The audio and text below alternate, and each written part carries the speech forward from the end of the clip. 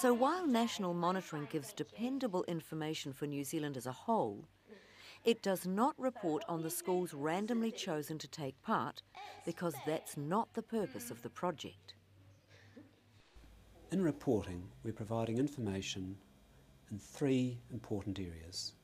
The first one is the results in relation to individual tasks that look at children's skills and understandings. We also report on their attitudes, because it's well known that our attitudes and our motivations are an important factor in our ability to succeed, in our desire to succeed. And thirdly, we analyse our data to look at some national trends in more general terms. For example, we look to see whether intermediate schools, how they compare to full primary schools, how small schools compare with larger schools, how girls compare with boys, and Maori, non-Maori, low socioeconomic, high socioeconomic. So each year we are looking at how children, not only how they are performing, but what are some national patterns in those performances. It's important to have that information because at a national level we need to identify those areas, those factors that might warrant particular attention and support. The prime goal of national monitoring is to contribute to the quality and improvement of student learning.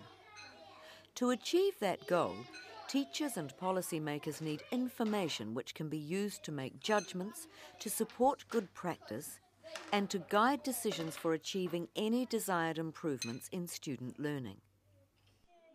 Each year, national monitoring produces reports that simply and graphically present information for teachers, parents, and policy. The reports are widely distributed so that every school and educational institution throughout New Zealand receives copies. The purpose of national monitoring reports is to describe what New Zealand students know and can do. It is not the project's role to pass judgment. That should be left to schools, communities and others with an interest in students' educational achievements. National monitoring reports provide the necessary information for well-informed discussion, debate and decision-making. We send with the reports a summary of the initial reaction of a group of teachers and educational policy makers, and that forum comment goes to every teacher in the country. It gives them a concise summary of what the results showed, what people thought was good news and what people thought were areas of some concern, and from that the teachers can dip in greater depth into the reports and see what they can learn from it. Some schools are using the reports quite extensively to do their own monitoring of their children's achievement against the national picture. In other schools, the reports just form a backdrop to what they're doing. For us, there are three important considerations about the work that is done by national monitoring. The first one is that the results that come from our reports are based on dependable information. So, in our reports, through having a design and national monitoring that is carefully constructed around a sample of students from throughout New Zealand, we're able to give a dependable picture of what they can do.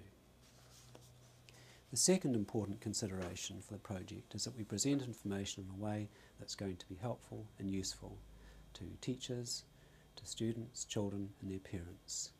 Indeed to New Zealand as a whole, helpful in that it's giving us a good picture of what it is that children know and can do, especially in relation to New Zealand school curriculum.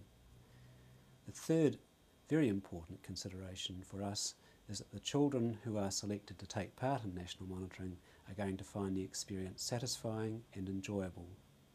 I recall the occasion when one boy came up to me after doing national monitoring and he said, "I've never been lucky enough to win something like this before." He was referring to his thorough enjoyment in taking part in the process. And that enjoyment comes from a number of factors.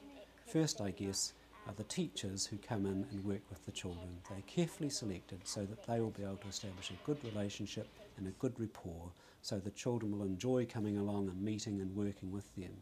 And secondly, is the range of approaches that we use to assessment. Far from restricting ourselves to more traditional pencil and paper, There's a whole range of practical, hands-on assessment. The intention here really is to find out what it is that children know and what they can do, particularly in relation to things that they might come across in their everyday lives.